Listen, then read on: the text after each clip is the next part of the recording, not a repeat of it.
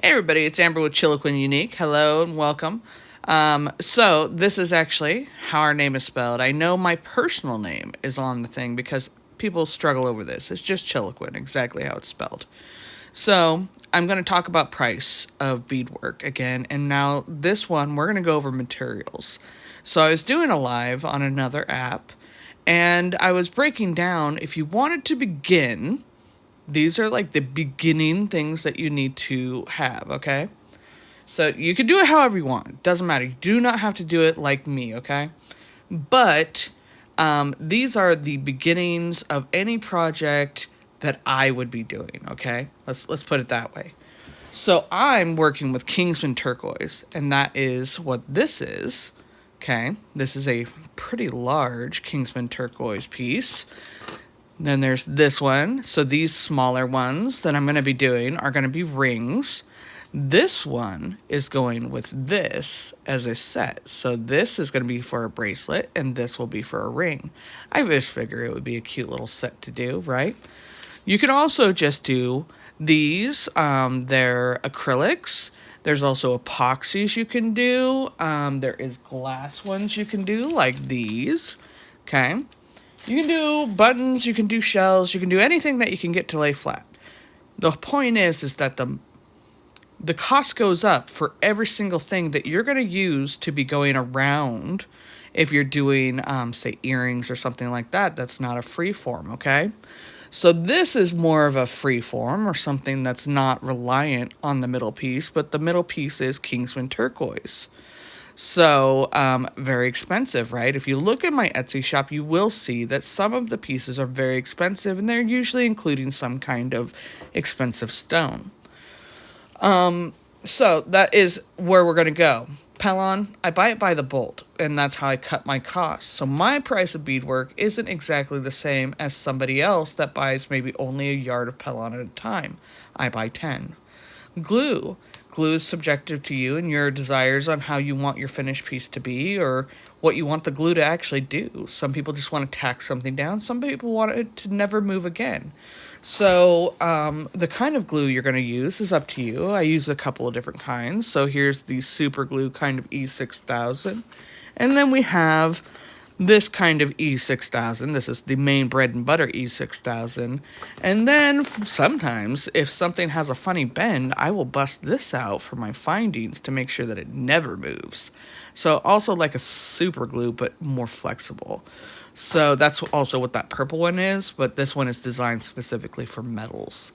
So when I'm doing certain fingernail posts or something, if it's got like a tricky spot, then I'll use that because it's a quicker tack, and then I'll follow it through with some other glue. So the glue doesn't make the piece. You shouldn't stiffen your piece with the glue. The glue just helps to adhere things together. So pretty expensive though. We're talking $5-6 a tube of any glue. That little one that I just showed, that Eileen's, was $7 a tube. String, you can buy any kind of string you want. I would suggest if you're not going to use a beading thread like this, which is a Nymo, okay? If you're not using that, then I would suggest you go ahead and use like a carpet strings, but those are fat. So remember, you cannot go through your beads so much, right? So when we're talking about these are anywhere from $35 to $40 for a spool of these. Okay, so we have to factor that in. So we've got the price of our metals, the price of our Pellon, the price of our glue, the price of our string. Go to the needles, you could be actually using and breaking 2 to 3 needles in a piece. And they are specific beading needles, so they're not like a sewing needle that you can get 100 pack of, no problems. We usually will work with things like this, very specific needles, okay? So these are about $6 to $8 for one pack, okay? Everything comes out. So beads are your big one. That's where you're going to be spending a lot of money. So as you can see, I have a lot of these kinds of things. You'll see me with these kinds of containers. Okay, these ones are delicas, and I put my seed beads in those. I do have some delicas in those if I'm working with them. You go into these. Anytime you see me using these, Very expensive. It costs a lot of money to buy the galvanized, like the gold galvanized or the silver galvanized. So anytime I'm using a large portion of golds, the price just is higher. There's nothing I can do about it. Same with the silvers. Gold's more expensive though. You have the different cuts, which is like a satin cut. Okay, that's what those are. And they're harder to work with. They're more fragile, but they're also double the price of a normal Delica. Okay, so anytime I'm working with that, guess what? It costs more.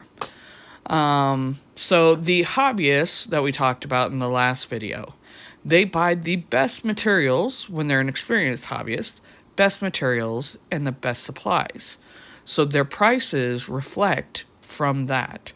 When you are a full-time beater, you are going to try to get away with cutting the costs wherever you can because we're trying to get a quicker sale than a hobbyist that is maybe doing it for display, for a gift, or they really don't mind waiting for the right person to come along for that sale. So full-time, we are relying on this money to pay our bills, remember? We're buying our groceries, we're buying our kids' shoes, where that's what a full-time beater is aiming to do. Maybe even pay the rent. I don't make enough money to pay my rent. My husband does that. But I try to fill in everything else. So the price of these little guys, yeah, those are expensive. Delica golds are even more expensive than seed bead golds, okay? So we have to factor all these things in. And then you come down into findings. Most of us use stainless steel findings. Some of them are brass, like the gold hooks and whatnot are brass, which is fine. Usually things without nickel, if we can help it, but those are also more expensive. So over the last couple of years, unfortunately, the supplies for everything has in fact gone up, and in some cases it's gone up double. So when we were talking about the price of beadwork, unfortunately, you will see when people are appropriately priced, and even full-time people have had to raise their prices because otherwise we're going to run out of supplies before we can buy more if we are selling too low.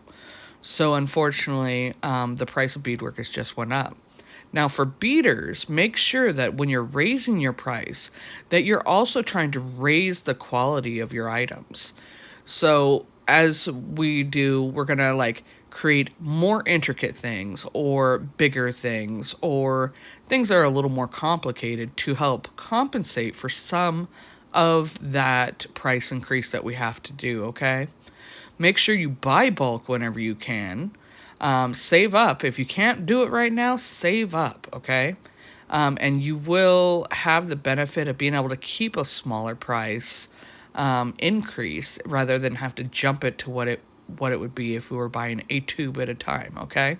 Find yourself a good bead supplier that gives you that 250 grams or 500 grams of beads when you're doing it as a full-time, okay? The 100 grams of Delicas is okay. I still end up running out. So I'm still looking for a better supplier that can give me bigger quantities than 100 grams at a time. And they're still expensive, no matter if I buy bulk or not. They're just expensive. So that's why you see me working in so much seed bead lately is actually because of the price of Delicas right now. Even though I have them, I don't want to have to rebuy my Delicas until the price comes back down. So that's actually what I'm waiting for.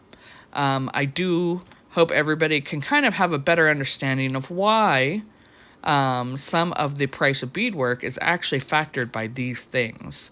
So you kind of know a little bit more of how I price, and let's hear more about what other people do factor in to their pricing. So hopefully more people will do this topic. I really do hope that we can all kind of gain some more insight from each other. I appreciate everybody that's watched this video, and we will have part 3 tomorrow. All right, you guys take care. Thanks so much for watching. Bye-bye.